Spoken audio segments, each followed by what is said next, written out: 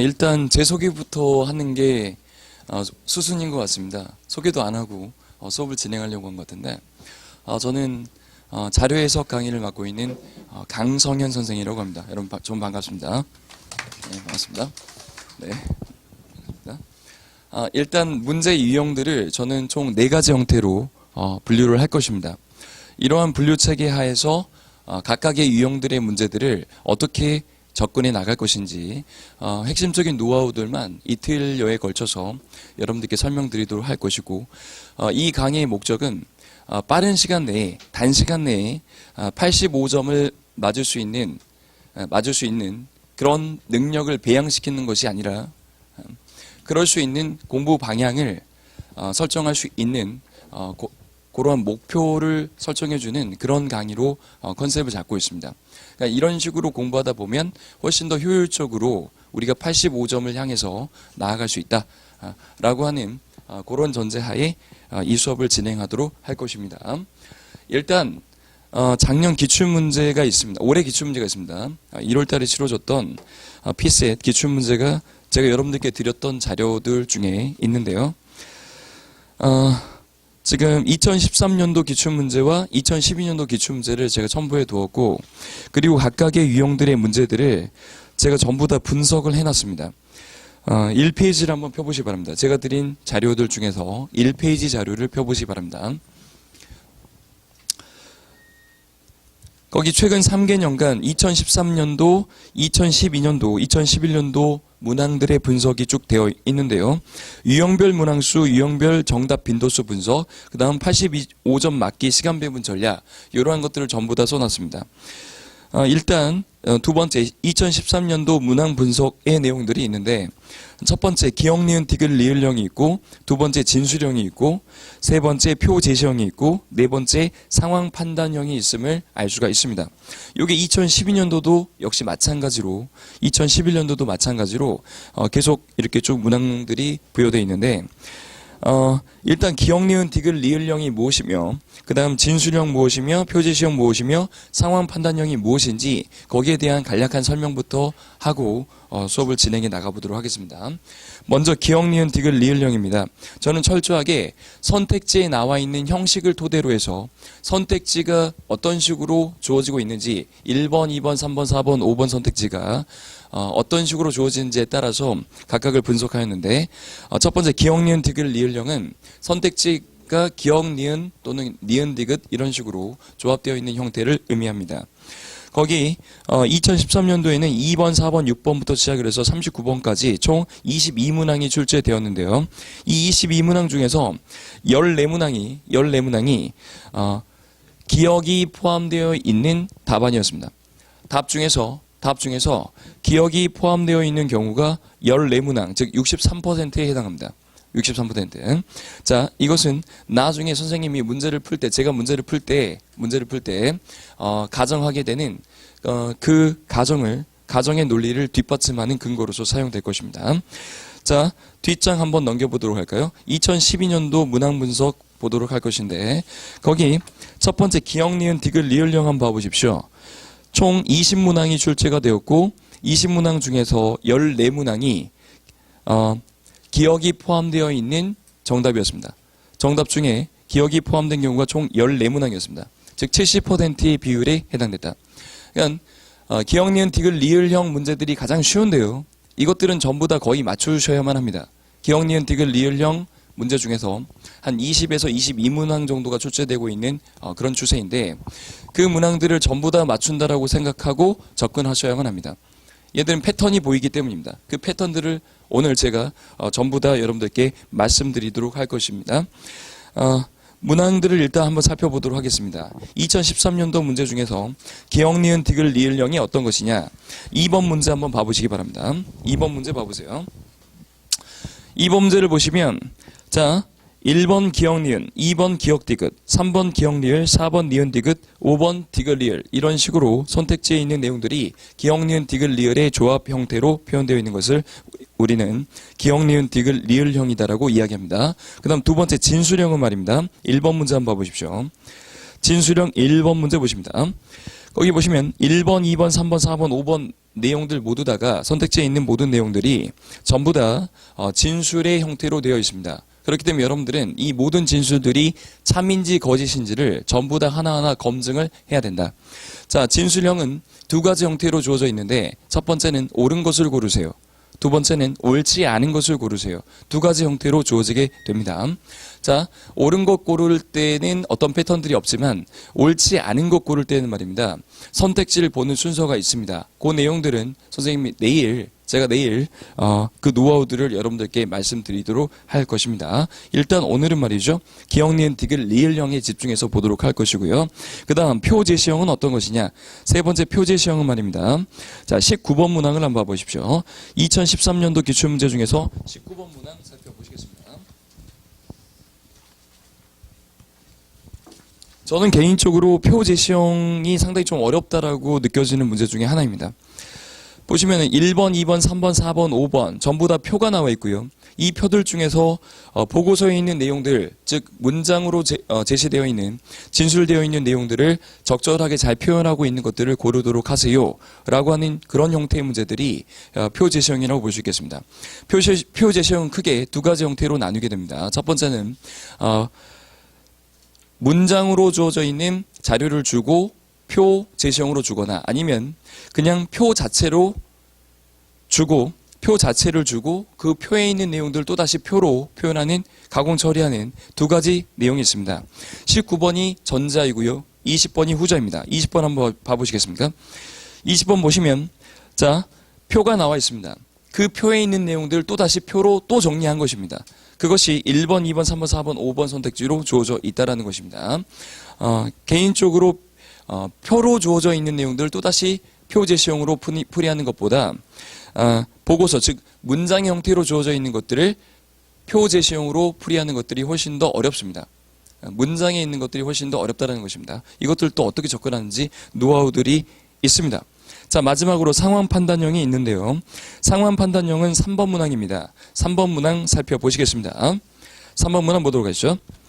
자, 상황 판단형은 우리 피셋 3교시에 풀이하는 상황 판단 영역, 그 문제와 상당히 유사한데요. 그 문제들은 단순히 자료들을 가공 처리하는 것에 그치지 않고 머리를 좀 한 번 더 튕겨줘야 됩니다. 그런데 우리 자료 해석에 나와 있는 상황 판단형 문제들은 단순히 자료들을 가공 처리하는 작업에서 그치기 때문에 다소 좀 쉬운 그런 유형의 상황 판단 문제라고 볼 수가 있겠습니다. 그럼에도 불구하고 다른 문제들보다, 즉 기억, 니은, 디귿, 리을형이나 진술형이나 그 다음 표 제시형보다 훨씬 더 난이도가 높다라고 볼 수가 있겠습니다. 그런데 이러한 상황 판단형 문제들도 좀 더 쉽게 풀이할 수 있는 것들이 있습니다. 특히 단독형과 그 다음 매치형 두 가지 형태로 분류가 될 텐데요. 단독형과 매치형 두 가지 형태로 분류가 되는데, 단독형의 경우는 주어져 있는 자료를 토대로 해서 A, B, C, D, E 중에서 맞는 것이 무엇이냐, 그중 가장 값이 비싼 거, 수치 가장 높은 거, 이런 거 하나를 고르세요 라고 하는 것이 단독형이고요. 매치형은 방금 3번 문제에서 보셨다시피 B, C, D가 있고 이러한 것들을 각각 연결시켜 나가는 이런 형태의 문제들을 매치형이라고 합니다.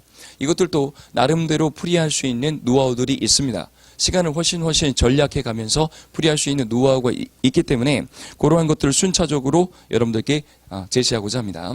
일단 85점 맞기 시간 배분 전략을 여러분들께 말씀드리도록 하겠습니다. 우리 시험 시간이 총 몇 분이죠? 90분입니다. 90분이에요. 근데 총 문항 수가 40문항입니다. 그러면 한 문항당 몇 분이 주어질까요? 2분? 자, 이것부터 계산 빨리 하셔야 됩니다. 계산을 빨리빨리 진행할 수 있어야 돼요.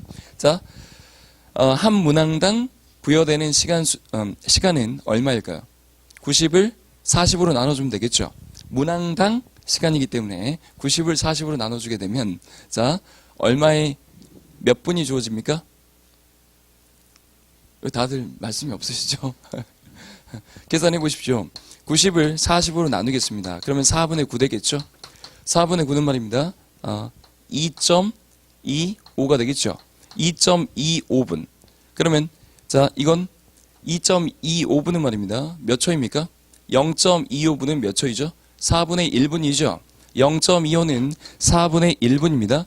4분의 1분이면 말입니다. 전체 1분이 60초이기 때문에 약분시켜줬을 때 15가 되겠죠. 그렇죠? 15다. 즉 2분 15초 만에 한 문항씩을 풀이해 나가야 된다라는 것입니다. 산술적으로 배분하게 되면 한 문항당 2분 15초 만에 전부 다 랩타임 끊고 풀이해 나가야 된다라는 것인데 여러분들 문제 보셔서 아시겠지만 어려운 문항들이 꼭 있습니다. 그 문항들은 피해 나가는 것이 상책입니다. 전부 다 문제를 풀이하려고 생각하지 마시고 하나하나 어떤 것들을 피해 나가고 어떠한 것들은 풀이해 나가야 할 것인지 그러한 것들을 먼저 생각하는 것이 중요하다라는 것입니다. 저 같은 경우는 말입니다. 저 개인적으로는 제가 옛날에 리트 강의를 진행한 적이 있어요. 리트 강의를. 리트 중에서 추리 논증 강의를 했었습니다. 굉장히 인생이 파란만장한데요. 리트 중에 추리 논증 강의를 진행했을 때 상황 판단형 문제들을 굉장히 많이 보았고 그 다음 해설도 많이 했고 그 다음 과거에 외고 입시 있지 않습니까? 여러분 외고 입시 세대인지는 정확히 잘 모르겠는데 한때 창의사고력 문제를 풀이했던 적이 있습니다. 그걸 풀고 외고생들이 들어갔던 적이 있습니다. 예, 그때 말입니다. 제가 창의사고력 문제들을 한 3,000개에서 6,000개 정도를 풀이한 적이 있습니다.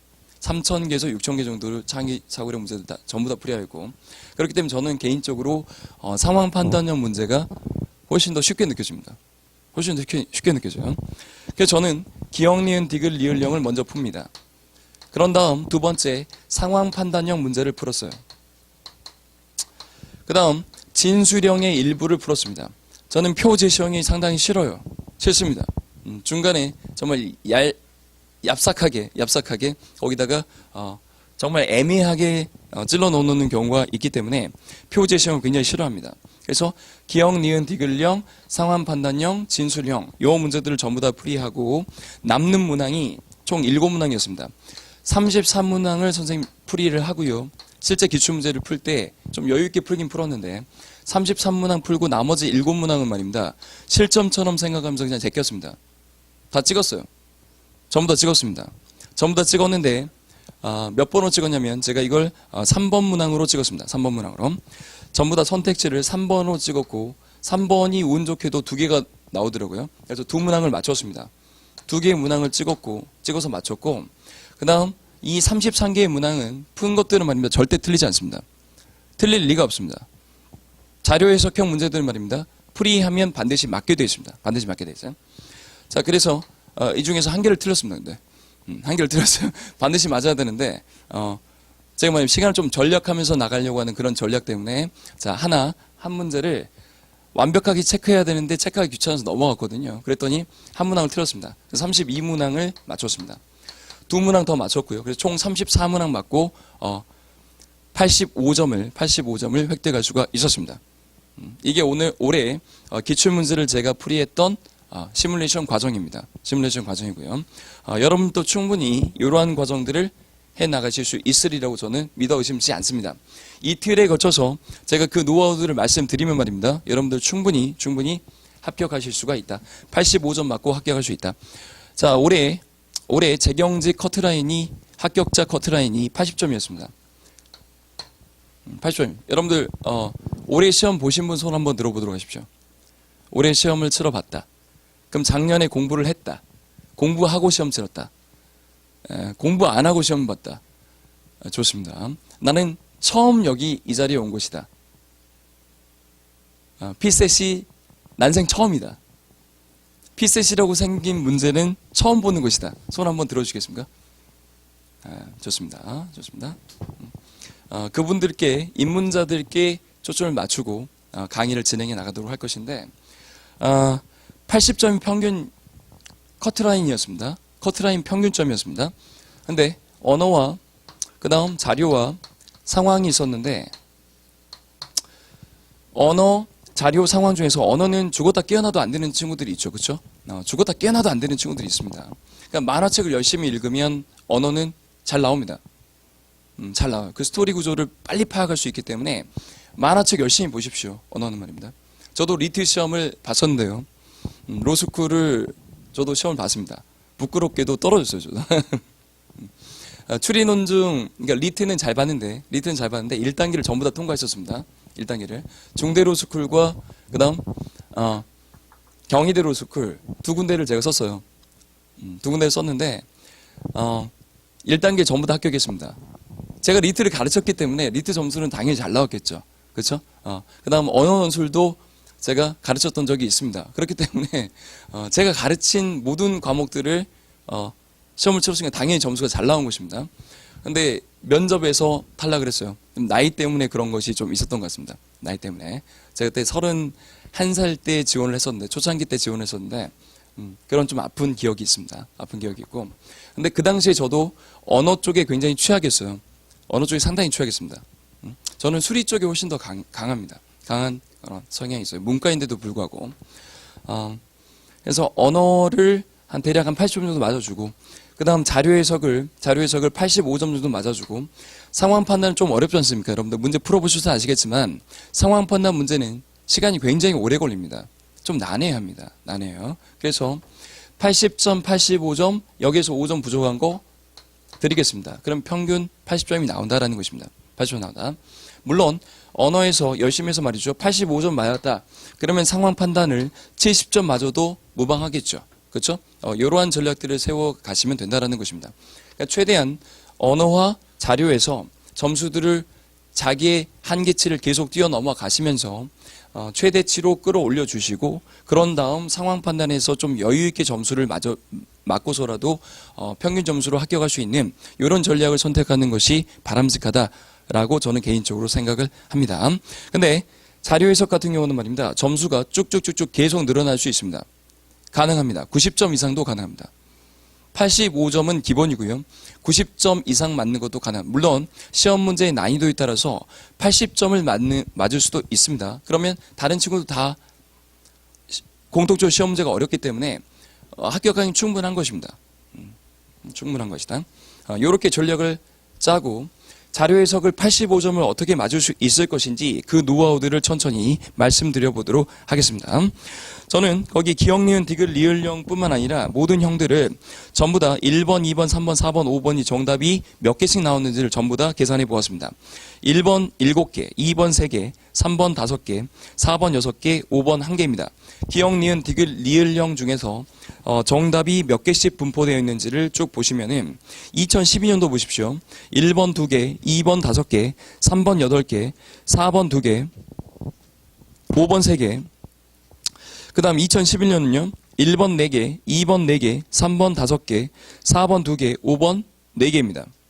그러면 어떤 것을 선택하는 것이 바람직할까요? 쭉 봐보십시오. 여러분들 쭉 보시면서 말입니다. 내가 만약 잘 모르겠다. 그럼 어떤 문항을 찍어야 할지도 전략을 세워야 됩니다. 어떤 문항을 찍어야 할지 전략을 세워야 되는데, 자 보십시오. 저는 패턴이 안 보였습니다. 전혀 패턴이 보이지 않았습니다. 그런데 그 중에서 보였던 패턴은 어떤 것이냐? 1번, 2번, 3번을 더한 게 3번, 4번, 5번을 더한 것보다 더 수치가 항상 높았다라는 점입니다. 1번, 2번, 3번을 선택한 것이 3번, 4번, 5번을 선택한 것보다 확률적으로 더 높아진다라는 것이죠. 앞쪽에 정답들이 많이 분포되어 있다라는 것입니다. 그 이유는 도대체 무엇일까? 선택지들을 보았더니 기억에 해당되는 것들이 항상 앞쪽에 분포되어 있는 그런 경향성들이 있었습니다. 그래서 그 추론 과정에 근거하여서 모든 시험 문제들의 정답들을 미리 체크하고 그것들 중에서 기억이 포함된 경우들을 살펴보았더니, 자, 2013년도에는 22문항 중에서 14문항이었습니다. 22문항 중에서 14문항이 기억이 반드시 포함되어 있는 정답이었다라는 것입니다. 역시 마찬가지였습니다. 2012년에도 20문항 중 14문항이 기억제 시문이 반드시 포함되어 있는 경우가 정답이었다라는 것이죠. 대략 한 60에서 70%가량이 기억이 포함되어 있는 정답일 가능성이 높다라는 것이었습니다. 그래서 저는 문제들을 풀이할 때 이런 식으로 분류를 하고 풀이를 진행해 나갈 것입니다. 첫 번째, 기억, 니은, 디귿, 리을령입니다. 시작하겠습니다. 기억, 니은, 디귿, 리을령이 있습니다. 첫 번째, 무작위 접근형입니다. 필기를 잘 해주시기 바랍니다. 무작위 접근형이 있습니다. 자, 예를 들자면 2번 문제, 그 다음 7번 문제, 그 다음 21번 문제입니다. 이렇게 세 개의 문항이 있습니다. 2013년도 2번, 7번, 21번 문제, 이게 무작위 접근형입니다. 즉 어떤 패턴들이 보이지 않습니다. 그렇지만 이 무작위 접근형들도 풀이할 수 있는 나름대로의 해결 원칙이 있습니다. 자, 먼저 2번 같은 경우는 말입니다. 기억 니은, 기억 디귿, 기억 리을, 니은 디귿, 디귿 리을 이렇게 주어져 있고요. 다음 7번은 기억 니은, 니은 리을, 디귿 리을, 기억 니은 디귿, 기억 디귿 리을. 21번은 기억 니은 디귿, 기억 니은 미음, 기억 리을 미음, 니은 디귿 리을, 디귿 리을 미음입니다. 자, 그럼 왜 이것들을 무작위형으로 분류하였느냐? 자, 기억이 몇 번 나왔습니까? 2번 문제에서 기억이 몇 번 나온지 한번 세어보시기 바랍니다. 한 번, 두 번, 세 번 나왔죠. 그 다음 니은은 말입니다. 한 번, 두 번 나왔습니다. 디귿은요, 한 번, 두 번, 세 번 나왔죠. 그 다음 리을은 말입니다. 두 번 나왔습니다. 즉, 제일 많이 나온 것이 세 번씩으로 두 개가 있고요. 그 다음 적게 나온 게 두 번씩으로 두 개가 있습니다. 그러면 이것들 중에서 뭔가 패턴을 읽어내기가 너무 어렵다라는 것입니다. 패턴을 읽어내기가 어렵다. 가장 많은 것들이 나왔다. 기억, 니은, 디귿, 리을 중에서 기억이 4번 나왔다. 그러면 그 4번 나온 것들을 4번 나온 것이 기억이 정답이 아닐 확률은 말입니다. 거의 99.9%에 해당됩니다. 왜냐하면 자, 기억을 하나만 딱 검증해보고 기억 하나만 딱 검증해보면 그게 걸러지겠죠. 그러면 선택지가 딱 하나 나옵니다. 그걸 선택해보면 되기 때문에 한 선택지만 보고 정답이 바로 갈리는 그런 상황 자체를 출제위원들은 절대 초래하기를 원치 않는다라는 것입니다. 따라서 가장 빈도수가 많거나 가장 빈도수가 적거나 이러한 것들이 도드라지게 보이는 경우에는 패턴이 있는 경우이죠. 패턴이 있는 경우입니다. 우월 전략적 접근형이다라고 이야기를 하게 됩니다. 그런데 이런 경우는 말입니다. 패턴 자체가 보이지 않습니다. 7번도 보시겠습니다. 기억이 몇 번 나옵니까? 한 번, 두 번, 세 번 나오죠. 니은은요, 한 번, 두 번, 세 번 나옵니다. 디귿은요, 한 번, 두 번, 세 번 나옵니다. 리을도 역시 세 번 나옵니다. 기억, 니은, 디귿, 리을이 나오는 횟수가 정확하게 동일하다라는 것입니다. 그러면 어떤 번호를 제껴야 할지 전혀 판단이 서질 않습니다. 그래서 무작위 접근형이다라고 이야기한 것이고 21번 보시겠습니다. 기억이 한 번, 두 번, 세 번 나오고요. 니은도 세 번, 디귿도 세 번, 리을도 세 번, 미음도 세 번입니다. 기억부터 미음까지 총 5개의 문자가 나오고 그 문자들이 전부 다 3번씩 나오기 때문에 이 경우도 어떤 번호를 제껴야 할지 전혀 판단이 서지 않는다라는 것이죠. 그럼 이런 무작위 접근형들을 우리는 어떤 식으로 해결해야만 할 것인가? 자, 2번의 해결 원칙을 여러분들께 말씀드리도록 하겠습니다. 일단은 말입니다. 기억이 맞다라고 전제하십시오. 이런 무작위 접근형 같은 경우에는 말입니다. 기억이 맞다라고 전제하는 것입니다. 이렇게 전제하고 풀어도 거의 무방합니다. 왜냐하면 정답들 중에서 70%가량이 기억이 반드시 포함된 경우가 거의 대부분이기 때문입니다. 그러면 선생님 기억이 안 들어가는 경우는 어떻게 합니까? 자, 기억이 맞다라고 전제하고 다른 것들을 검증해 나가다 보면 기억, 니은, 디귿, 리을 4개의 선택지가 있다고 생각해 보겠습니다. 기억, 니은, 디귿, 리을 중에서 대부분 2개만 보시면 여러분들이 정답을 골라낼 수가 있습니다. 항상 수험생들은 말입니다. 기억부터 먼저 보려고 하는 그런 관성이 있습니다. 자기도 모르게 기억부터 봐요. 왜 그러냐면 말입니다. 그것도 출제위원들은 그걸 또 굉장히 절묘하게 이용을 합니다. 기억을 가장 손쉬운 선택지로 딱 집어넣었습니다. 검증하기 가장 쉬운 것으로 기억을 딱 집어넣었습니다. 그러면 신나게 기억을 봅니다. 근데 기억을 풀어봤자 별로 정답을 골라내는데 도움이 되지 않는 것들로 채워넣는다라는 것입니다. 물론 문제 자체를 이해하는 데는 약간 도움이 되겠죠. 그렇지만 시간을 잡아먹게끔 설계를 해놨다라는 것입니다. 이런 패턴 자체를 여러분들이 잘 읽어내실 필요가 있다 이 말인 것이죠. 그러니까 수험생들은 말입니다. 처음부터 보는 그런 관성들이 있고요. 출제자가 이를 이용해서 일단 알아도 별 소용없는 그러한 쉬운 내용을 기억에다가 전진 배치한다라는 것입니다. 그래서 시간을 낭비하게 하는 것이죠. 그러니까 알더라도 다른 지문을 별도로 파악해야 되는 그런 상황을 반드시 연출해 나간다라는 것입니다. 따라서 기억 이외에 다른 지문 중에서 제일 쉬운 지문을 선택하는 것이 오히려 시간을 가장 절약할 수 있는 그런 우월 전략임을 다시 한번 여러분들께 말씀드린다라는 것입니다. 기억이 맞다라고 전제하는 그 근거를, 논리적 근거를 제가 말씀드렸습니다. 그러면 기억을 맞다라고 전제하고 나머지 니은, 디귿, 리을 중에서 그나마 제일 쉬워 보이는 것을 선택하십시오. 가장 쉬운 것이란 어떤 기준이냐? 자, 단순하게 계산하는 것들, 세어보는 것들이 있습니다. 숫자를 세는 것들이 가장 제일 쉬운 것이고요. 그 다음 비율 문제는 웬만하면 피하십시오. 비율 문제는 피하셔야 됩니다. 비율 문제는 피하셔야 돼요. 비율 계산하는 것이 가장 빡치는 그런 문제들입니다. 그런 것들은 어려운 형태의 문제들이기 때문에 피하시고요. 단순 합이라든지 단순 곱이라든지 아니면 조건에 해당되는 것들을 여러 개, 한 열 몇 개 중에서 선택하는 것이라든지 이러한 것들을 먼저 선택하는 것이 쉬운 제시문이다. 쉬운 지문이다. 라는 것입니다. 그런 것들을 선택하시면 된다. 이 말인 것이죠. 그 다음 7번의 해결책을 여러분들께 제시해 보도록 하겠습니다. 7번입니다. 7번입니다. 자, 일단 기억이 맞다라고 가정하는 것은 무작위 접근형에서 동일한 접근법입니다. 무작위 접근형에서 기억을 맞다라고 하는 것은 그럼 지극히 당연한 내용이다. 그럼 기억 세 개가 맞다라고 생각해 보십시오. 그럼 남는 게 니은, 디귿, 리을입니다. 니은, 디귿, 리을이죠. 자, 그럼 니은, 디귿, 리을 중에서 가장 많이 나오는 것을 먼저 보는 것이 좋아요. 또는 더 쉬운 것을 보는 것이 좋습니다. 니은, 디귿, 자, 니은이 한 번, 두 번 나왔고요. 그 다음 디귿이 세 번 나왔고요. 리을이 두 번 나와 있습니다. 리을이 두 번 나와 있습니다. 그렇기 때문에 디귿을 먼저 검토하는 것이 좋습니다. 또는 디귿이 가장 많이 나와 있는 상태에서 디귿을 먼저 보면, 자, 디귿이 맞으면 디귿을 선택하고 디귿이 틀리면 디귿들을 제껴버리니까 두 개 내지는 세 개의 선택지로 좁혀질 수 있다라는 것입니다. 그런데 이때 디귿 선택지가 굉장히 어려운 내용일 수 있습니다. 다시 말해 비율을 묻는 문제가 나올 수 있다는 것입니다. 그랬을 때는 디귿을 선택하지 마시고 더 쉬운 것을 선택하는 것이 우선입니다. 수순 중에서 더 쉬운 걸 선택하는 것이 항상 우선이다라는 것입니다. 자, 7번 같은 경우는 말입니다. 일단 기억을 맞다라고 전제하십시오. 그랬더니 요놈하고 요놈 세 놈이 남죠. 그러면 2번하고 3번이 제껴지게 될 것입니다. 그러면 기억이 공통으로 들어가 있는 상태에서 니은, 디귿, 리을.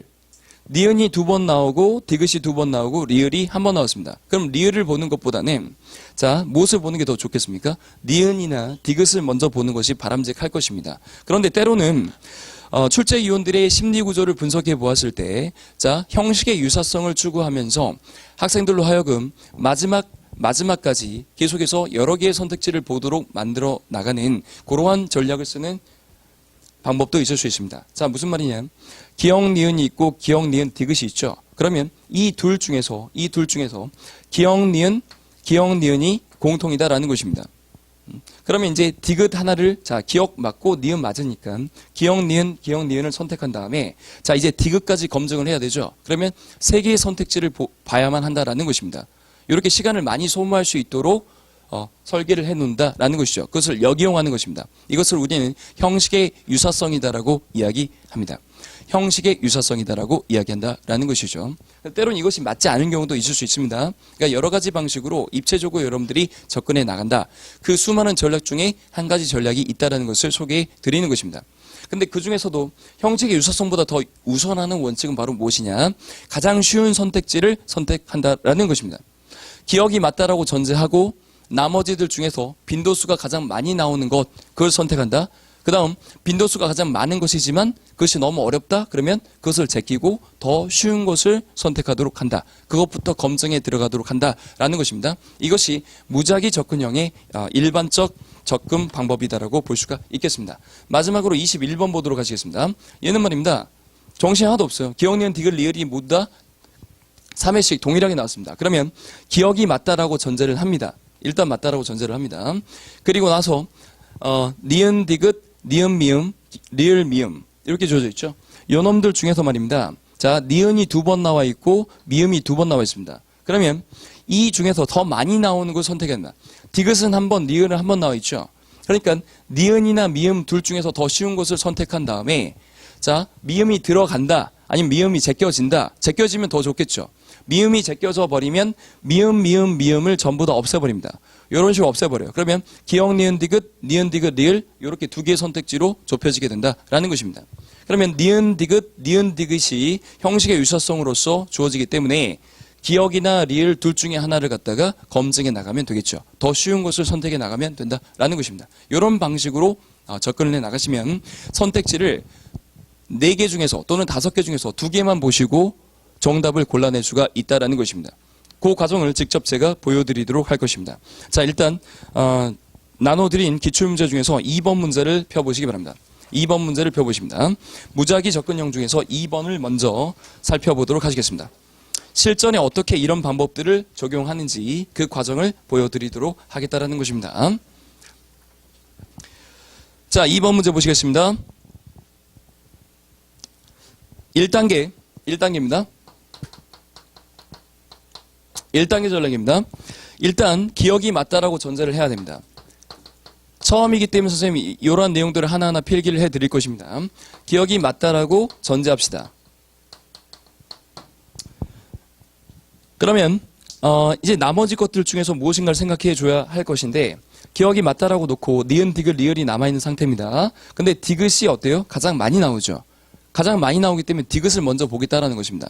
근데 그게 비율을 묻거나 좀 어려운 내용이 나오게 되면 그걸 빨리 제끼고 다른 것들을 먼저 보셔야 됩니다. 자, 디귿을 보시겠습니다. 2010년 OECD 국가의 총 인구 중에서 터키 인구가 차지하는 비율은 5% 이상이다. 자, 터키의 인구 비율만을 계산하면 되기 때문에 두 개의 비율 비교가 아니기 때문에 훨씬 더 문제가 쉽게 느껴진다라는 것이죠. 그래서 디귿을 먼저 살펴보도록 하시겠습니다. 2010년도 OECD 국가의 총 인구 중에서 터키 인구가 차지하는 비율이 5% 이상이다. 이걸 검증해 보도록 할 것인데 일단 문제 자체에서 숫자가 나오면 굉장히 유념해서 보셔야 됩니다. 2번 문제 처음 들어갈 때 말입니다. OECD 국가 총 인구 중에서 미국 인구가 차지하는 비율이 25%이다 라는 내용 나와있죠. 이 내용은 반드시 밑줄을 그어주셔야 되겠습니다. 문제 자체에서 수치가 나오게 되면 집중해서 보도록 하시라라는 것입니다. 25%이다. OECD 전체 국가 중에서 OECD 국가 전체 총 인구 중에서 미국 인구가 차지하는 비율이 25%이다. 이렇게 주어져 있을 때 우리가 이것으로부터 우리는 무엇을 알 수 있을 것이냐 한번 보도록 하시겠습니다. 미국 국민들은 말입니다. 그림 2를 보도록 하십니다.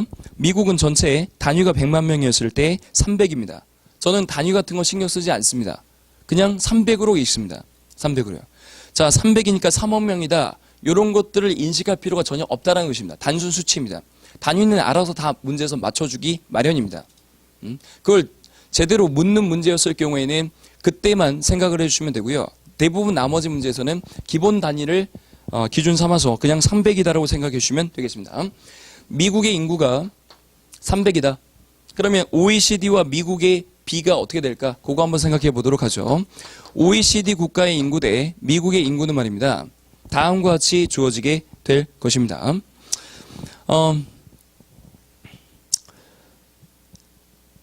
100대 OECD 국가 전체가 100이죠. 그렇죠? OECD 국가 전체가 100이면 미국의 인구는 25%에 해당되기 때문에 이러한 형태의 비례식을 세워볼 수가 있을 것입니다. 저는 비례식을 굉장히 선호하는데요. 비례식 세우게 되면 정확도가 거의 100%에 가깝습니다. 물론 이렇게 써나가는 과정들이 귀찮을 수 있지만 정확도가 그 무엇보다 중요하기 때문에 시간도 얼마 걸리지 않습니다. 시간이 굉장히 단축됩니다. 그러니까 이런 비례식을 확실히 써주시고 그리고 난 다음에 정확한 계산을 들어가도록 하자.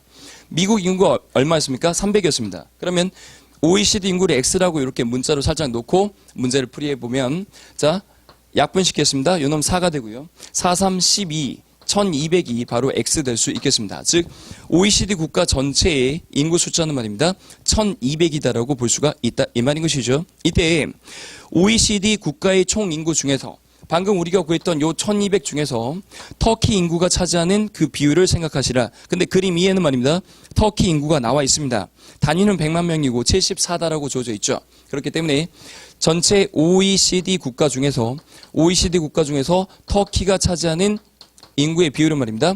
1200분의 74다라고 이렇게 주어질 수 있다는 것입니다. 이것이 5% 이상이다. 이 비율이 5% 이상이다라는 것을 검증해 들어가야 할 텐데 이걸 두 가지 방식으로 풀이할 수가 있습니다. 이걸 두 가지 방식으로 풀이할 수 있어요. 먼저 솔루션 1입니다.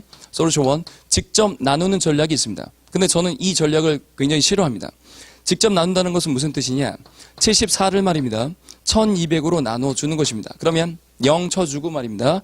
뒤로 한 칸 갔더니 1200을 740인가 안 되죠. 한 칸 더 가겠습니다. 0 더 쳐주도록 하겠습니다. 그러면 여기다 뭘 쓰는 것이냐? 1200 곱하기 얼마가 7400 될 것이냐? 이걸 생각하지 마시고, 자, 거기 주어져 있는 5% 이상이다라고 하는 용어 보이시죠? 그러면 5를 집어넣는 것입니다. 지문에서 사용되어 있는 숫자를 바로 집어넣으십시오. 5를 여기다가 집어넣어 보도록 하십니다. 그러면 5, 20, 5일은 5니까 6000 들어가겠죠. 6000 이렇게 들어갈 수가 있겠습니다. 그런 말입니다. 얘는 말이죠. 모순이 뜨죠. 왜요? 6 들어갔을 때 7200입니다. 6까지 가져야 되는데 5로는 부족하다라는 것이죠. 그렇죠? 근데 거기서 나온 내용은 말입니다. 비율이 5% 이상이다라는 것입니다. 그러니까 당연히 어떻겠습니까? 5% 이상 맞겠죠. 그렇죠? 5를 집어넣었을 때 남기 때문에 5% 이상이다는 사실을 자연스럽게 알 수 있다는 것입니다. 근데 저는 이러한 방법들을 싫어합니다. 이거 치는데 시간 들고요. 그 다음 1200 쓰고 자릿수 맞추는데 주의력을 집중시켜야 되기 때문에 에너지 소모가 상당합니다. 이런 것도 굉장히 싫어합니다. 굉장히 싫어요. 그 다음 5를 쓴 다음에 2개 곱하는 과정도 싫습니다. 이것도 싫어요. 주의력을 계속 기울여야 되기 때문에 훨씬 에너지 소모가 심하다라는 것입니다. 자, 이러한 것들을 해결할 수 있는 방법이 있습니다. 솔루션 2, 부등식을 사용하는 기법입니다. 부등식 사용 기법 여러분들께 보여드리도록 하겠습니다. 무슨 말이냐? 1200분의 74가 있습니다. 요놈의 비율이 5% 이상이다. 그것을 맞다라고 전제합니다. 맞다라고 전제하십시오. 5% 이상이다. 5%는 말입니다. 100분율로 바꿨을 때 100분의 5 될 것입니다.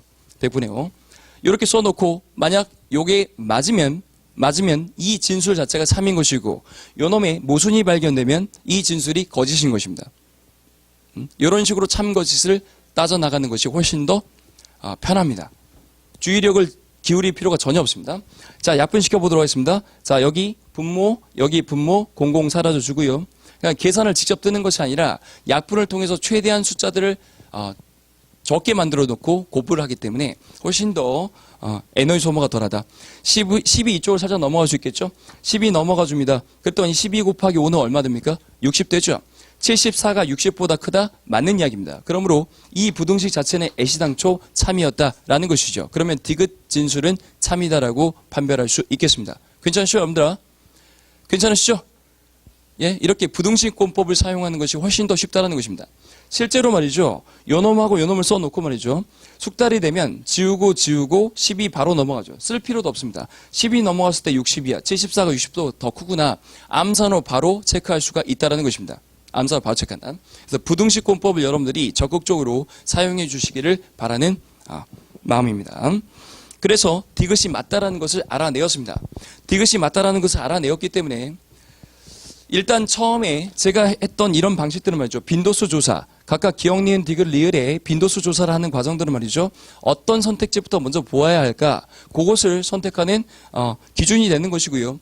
일단 그것을 검증하고 난 다음에는 다시 원상 회복시켜 놓은 다음에 자, 디귿이 맞기 때문에 디귿이 없는 것들을 지워 나간다라는 것입니다. 디귿 없는 것들을 지워 나가겠습니다. 그러면 나머지 것들 잘 보십시오. 디귿이 공통이고 기억, 니은, 리을이 각각 한 번씩 나와 있습니다. 그럼 여러분들은 무엇을 보셔야 하느냐? 자, 어떤 것부터 살펴주셔야만 하느냐? 기억을 먼저 이것들 중에서 나머지 중에서 가장 쉬운 것을 먼저 검증한다라는 것입니다. 가장 쉬운 것을 먼저 검증하도록 한다. 기억은 맞는 경향성이 있습니다. 그렇기 때문에 기억 디귿이 답이 아닐까 이것을 저는 본능적으로 의식하고 있는 것이 아닌가 이런 생각도 좀 듭니다. 기억을 먼저 검토해 들어가 보도록 하겠습니다. 이것이 바로 2단계입니다. 2단계 들어가 보도록 하겠습니다. 2단계 기억을 검증합니다. 기억을 검증합니다. 기억 봤더니 2010년 세계 인구는 70억 명 이상이다 라고 나와 있죠. 세계 인구를 계산하라 라는 것입니다. 자, 항상 자료 해석 문제를 풀 때는 절대적 수치이냐 아니면 비율이냐 이 두 가지를 검증하셔야 합니다. 묻는 내용들이 70억 명이라고 하는 절대적 수치입니다.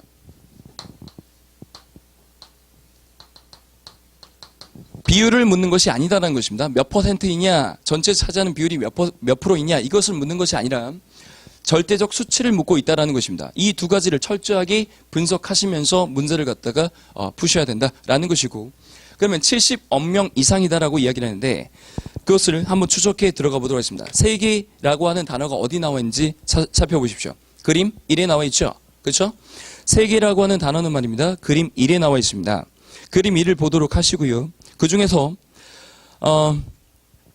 OECD 국가는 16.7%에 해당한다는 사실을 알 수 있을 것입니다.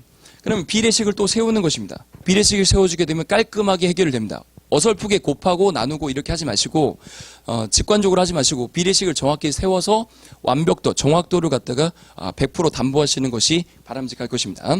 시간도 그렇게 많이 걸리지 않습니다. 자, 전 세계 국가가 이렇게 있고요. 그 다음 OECD가 이렇게 있습니다. 그러면 이 두 녀석의 비율은 말이죠. 100대 16.7에 해당될 것입니다. 왜냐하면 OECD 국가가 전체에서 차지하는 비율이 16.7이기 때문입니다. 자, 이때 OECD 국가의 숫자가 나온다라고 한다면 세계 전체 인구 숫자는 자연스럽게 나올 수 있을 것입니다. OECD 국가 전체 숫자가 몇 명입니까? 방금 전에 우리가 계산했었죠. 1200이었습니다. 1200 이렇게 들어갈 것입니다. 따라서 세계 인구는 말입니다. 세계 인구는 내향의 곱과 외향의 곱이 서로 같다. 이걸 X라고 살짝 이렇게 두도록 하죠. 그랬더니 1200 뒤에 0 두 개 더 붙여주니까 이렇게 될 것입니다. 이것이 16.7X이다. 이런 식으로 들어갈 수가 있을 것입니다. 이때 16.7을 넘기십시오. 16.7 넘겨주면 X 나올 것인데 이것이 바로 무엇이다? 세계 인구이다. 세계 인구 X의 값은 16.7분의 120000이다. 이거 숫자 읽지 마십시오. 일십, 백천, 만, 십만, 12만이다. 이렇게 생각하고 있는 순간에 시간이 흘러가는 것입니다. 그냥 저는 이렇게 읽습니다. 120000. 그냥 12000 숫자일 것입니다. 숫자에 불과한 것입니다. 12000. 16.7분의 12000 솔루션 1으로 해결해 보도록 하면 시간이 정말 너무 오래 걸릴 것입니다. 물론 그게 가능할 수 있겠죠. 비교해 드리겠습니다. 시간 한번 재보십시오. 자, 120000 썼습니다. 벌써 5초 지나갔고요. 16.7로 나누는데 이때 노하우가 있었죠. 뒤로 한 칸 이렇게 가주면 여기도 한 칸 더 가줘야 된다. 그렇죠? 그럼 167 나오고 1200000 나올 것입니다. 시간 또 흘러가고 있습니다. 그때 여기에다가 무슨 숫자를 써야 될 것이냐. 70억 명이다라고 이야기했기 때문에 7을 먼저 쓰는 것입니다. 7을 써놓고 보는 것입니다. 7을요. 자, 7을 쓰겠습니다. 167, 120이니까 여기다 7 써줘야 되겠죠. 곱하겠습니다. 77은 49, 76, 42, 71은 7, 1169다. 이런 식으로 들어가게 되고 당연히 7로 끝나기 때문에 70억 명 이상 될 수 있겠구나라는 이야기죠. 그렇죠? 그래서 맞는 내용이다라고 이렇게 치고 들어갈 수 있는 방법이 솔루션 1입니다. 자, 솔루션 2는 부등식을 사용하는 방법인데요. 시간 한번 재보도록 하겠습니다. 자, 16.7분의 12000입니다. 이것이 70억 명 이상이다라고 하는 것을 부등식으로 써보겠습니다. 70억 명은 말입니다. 단위가 100만 명이기 때문에 100만 명, 1000만 명, 억, 70억 이렇게 되겠죠. 100만 명, 1000만 명, 그 다음에 억, 10억. 70억 명은 7천으로 표현될 수가 있겠습니다. 이때 공 3개가 날아가면서 훨씬 더 쉬워집니다. 공 3개 날아갑니다. 16.7 이쪽으로 넘기겠습니다. 그랬더니 120은 말입니다. 7 곱하기 16.7이다. 이렇게 들어가겠죠. 자, 소수점 아래 내려가기 싫으면 자, 여기다 공 하나 더 붙여주시면 되겠죠. 양변에 10을 곱해줘도 부등호는 그대로 유지가 될 것이다. 그래서 1200과 7 곱하기 167을 비교해주는 작업만 들어가면 되는데 자, 곱해보십시오. 7일은 7, 76, 42죠. 그렇죠? 7일은 저는 맨 앞자리부터 곱하는 그런 좀 성급한 그런 것들이 있어요. 왜냐하면 앞쪽이 제일 중요하기 때문입니다. 항상 앞부터 생각합니다. 더하기도 앞부터 계산하고요. 곱하기도 앞부터 계산합니다. 7, 1은 7, 76, 42이기 때문에 7 더하기 4의 값은 11이죠. 아래쪽은 못 올라오게 돼 11이다. 11. 그러니까 11 이렇게 들어갈 것이다. 그러면 1200보다 11 얼마가 더 작을 것이다. 그럼 맞다. 이렇게 바로 치고 들어가는 것입니다. 시간이 부족하기 때문에 이러한 스킬들을 사용해 나간다라는 것이죠. 부등식 곱법 여러분들 잘 기억하고 계셔야 할 것입니다. 특히 비율들을 계산할 때 부등식 곱법이 절묘하게 사용이 됩니다. 절묘하게 사용됩니다. 따라서 기억도 맞다.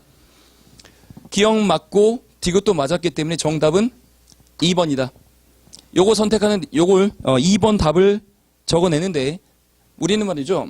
기억하고 디귿 두 가지만 검증 들어갔습니다. 기억하고 디귿 두 개만 검증 들어갔어요. 시간도 훨씬 더 절약할 수가 있었습니다. 이런 방식을 취하게 되면요. 선생님 그런데 이런 선택지들을 하나하나 분석해 나가는 과정들이 시간을 잡아먹지 않습니까? 자, 기억, 니은, 디귿, 리을 전부 다를 보는 것보다 요것들을 먼저 분석하고 들어가는 것이 훨씬 더 수월합니다.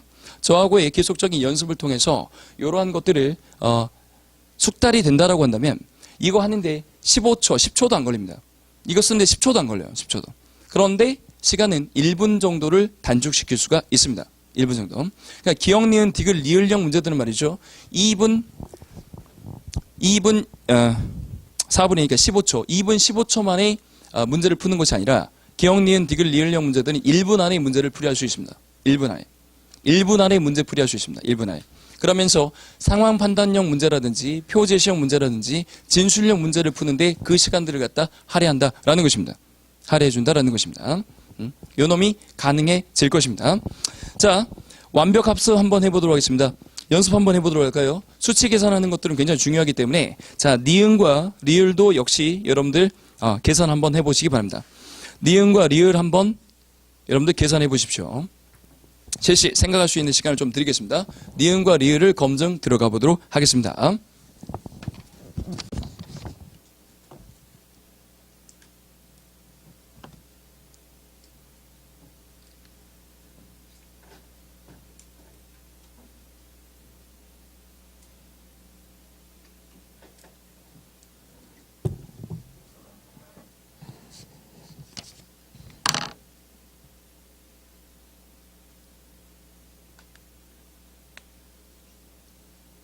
여러분들이 검증해 보시고 제가 푸는 방법들을 보고 비교 한번 해보십시오.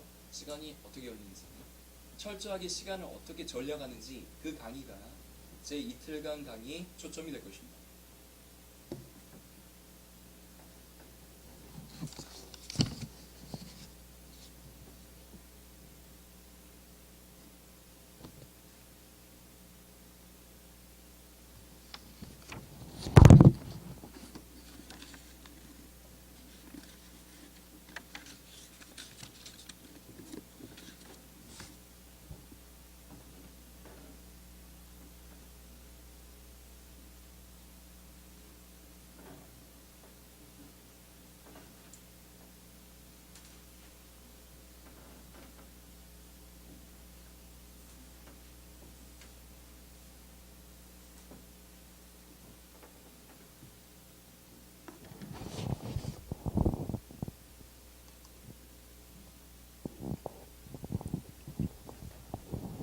여러분 놀랍게도 벌써 1분이 지났습니다. 벌써 1분이 지났어요. 시간 진짜 빠르죠? 장난 아닙니다. 스톱워치를 켜놓고 문제 풀이하는 시간들을 한번 재보십시오. 그러면 1분이라고 한 시간이 말입니다. 순식간에 지나갑니다. 순식간에. 자, 저랑 같이 한번 검증해 보도록 하겠습니다. 니은은 도대체 무슨 내용이냐? 단순 노가다 중에서 상 노가다 문제입니다. 니은 한번 보도록 하겠습니다. 니은. 자, 2010년 기준 독일 인구가 매년 전년 대비 10% 이상 증가한다라고 한다면, 10% 증가한다면 독일 인구가 최초로 1억 명 이상이 되는 해는 2014년이다라고 이야기했습니다. 독일 인구 나와 있는 거 빨리 찾아 들어가십니다. 독일 인구 단어 빨리 체크하시고 독일이라고 하는 단어가 어디 있는지부터 먼저 보시는 것입니다. 전체 표를 먼저 생각하고 가실 필요가 전혀 없습니다. 선택지에 나와 있는 내용들을 하나하나 보시면서, 보기에 있는 내용들을 보시면서 그리고 그 단어들만 체크해 나가면 되겠습니다. 독일 82죠. 그렇죠? 82다라고 이렇게 나와 있습니다. 이때 이 인구가 최초로 1억 명 이상이 되어야만 합니다. 1억 명 이상이 되야 된다. 그럼 단위가 무엇입니까? 100만 명이죠. 8,200만 명인 것입니다. 그러면 1억 명이라고 하는 것을 1이라고 두었을 때 8,200만 명은 0.82에 해당한다라고 볼 수가 있겠군요. 지금 현재가 언제이냐? 2010년입니다. 2010년도에 0.82억 명이 있다라는 것입니다. 이때 10%를 증가한다. 10% 증가한다. 그러면 2011년도, 2012년도, 2013년도 이런 식으로 쭉 지나가게 될 것인데 이때 10%가 증가한다는 것은 어떻게 표현하냐? 곱하기 1.1을 해주시면 되죠. 여러분들 이 내용들을 전부 다 알고 계시죠? 1.1을 곱하면 10%가 증가된 값이 나오게 됩니다. 왜냐하면 기존에 있었던 0.82가 이렇게 있고요. 그 다음 0.82에 10%이기 때문에 0.1을 갖다 살짝 곱해줘야 되겠죠. 이 둘을 더해줘야 됩니다. 이건 기존에 있는 내용, 이것은 증가한 내용. 둘을 인수분해 해보겠습니다. 인수분해 오랜만에 들어보시죠. 자, 0.82로 묶어주겠습니다. 0.82로 살짝 묶었던 여기서는 1이 남고 뒤에서는 0.1이 남죠. 그렇기 때문에 0.82에 원래 있었던 숫자에다가 1.1을 곱해주는 방식을 취하면 된다라는 것입니다. 이것도 일종의 노하우 될 수 있겠습니다. 1.1을 살짝 곱해줬더니 얼마가 나오냐. 자, 이때 계산하는 과정 보여드리겠습니다. 0.90입니다. 2011년도에는 0.902. 2012년도에 얼마가 나오냐. 0.9922. 2013년도에는 1.0914.2가 나오게 됩니다. 그러니까 이것들을 계산하는 과정 하나하나가 어때요? 시간입니다, 다들. 다 시간이에요. 이거 뭐하러 검증하고 있습니까? 이런 것들은 빨리 제껴야 된다라는 것입니다. 충분히 니은 선택지를 니은 보기를 보지 않고서도 기억과 디귿만 보고서도 충분히 정답을 찾아낼 수 있지 않았습니까? 그러니까 어려운 것들은 가능하면 제끼고 넘어가도록 해라. 기억, 니은, 디귿, 리을, 리응에서 특히 그러한 경향성들이 있다라는 것입니다. 보다 더 쉬운 선택지부터 살펴보도록 한다. 이것이 대원칙 될 수가 있겠습니다. 그러니까 2013년도에 1억 명을 넘는 것이 아니라 2014년도에 1억 명을 넘는 것이 아니라 2013년도에 비로소 1억 명을 넘기 때문에 잘못된 선택지가 될 수 있겠습니다. 잘못된 보기입니다. 그 다음 리을 보도록 하시죠. 역시 또 비례식을 다루고 있습니다. 비중 다루고 있습니다. 남아프리카 2010년도 남아프리카 공화국 인구는 스페인 인구보다 적다.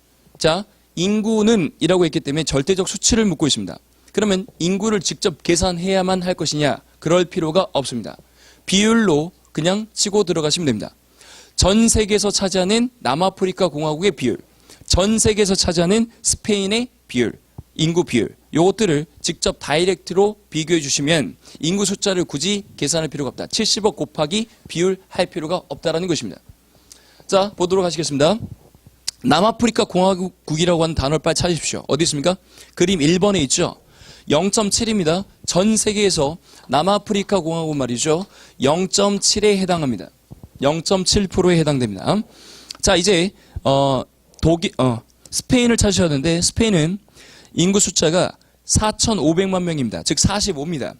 45입니다. 스페인은 45인데 이것을 세계 전체에서 차지하는 비율로 환원시킬 것입니다. 비교의 대상이 동일하도록 만들어줘야 되기 때문에. 그러면 OECD에서는 얘는 몇 프로일까요? OECD 전체 인구가 1200이었기 때문에 1200분의 45의 비율로 OECD에서의 구성비를 차지하고 있을 것입니다. 그러면 전 세계에서 차지하는 비율은 얼마일까요?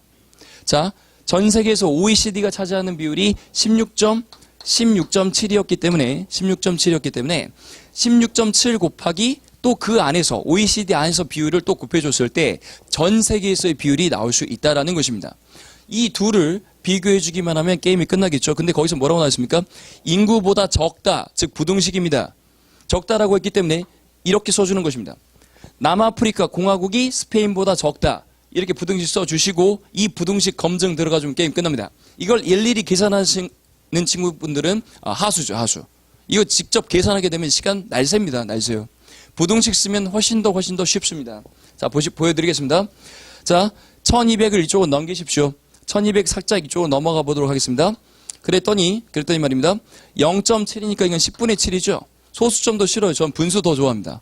소수점 쓰지 마시고 이렇게 분수를 쓰십시오. 16.7은 말입니다. 10분의 167입니다. 그러면 10 털어버립니다. 이렇게 털어버리고 45 곱하기 167 남게 되죠. 요걸 직접 다이렉트로 계산에 들어가는 것입니다. 직접 다이렉트로 계산해 주시면 된다. 이 말인 것입니다. 요 놈 얼마 나오죠? 8,400 나오죠? 8,400 나오고요. 자, 이 녀석은 말입니다. 45 곱하기 167을 했더니 자, 이 녀석이 얼마 나오냐? 7,515가 나옵니다. 맞는 내용입니까? 잘못된 내용이죠. 그렇죠? 이거 계산 너무 쉬웠고 이것만 살짝 계산해주면 게임이 끝난다라는 것입니다. 이것만 살짝. 이것도 하기 싫으시면 말이죠. 약분시키시면 돼요. 45하고 1200을 약분시켜버립니다. 5로 약분시켜주면 이거 9가 되죠.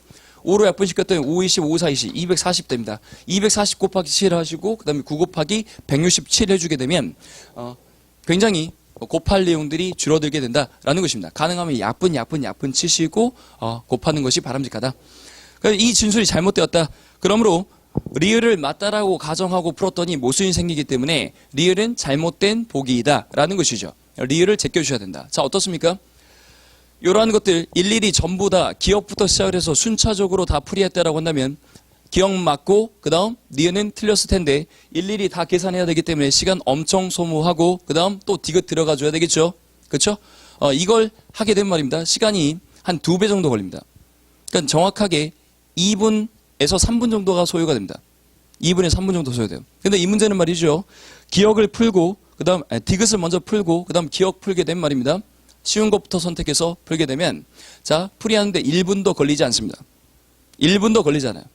그리고 필요한 정보들만 보셔야 됩니다. 처음에 표부터 먼저 보시는 분들이 있는데 그거 보지 마시고 뭐부터 보셔야 됩니까? 항상 보기부터 먼저 보십시오. 그러면서 단어들을 체크하시면서 하나하나 표에 나와 있는 자료들을 하나하나 추적해 나가는 것입니다.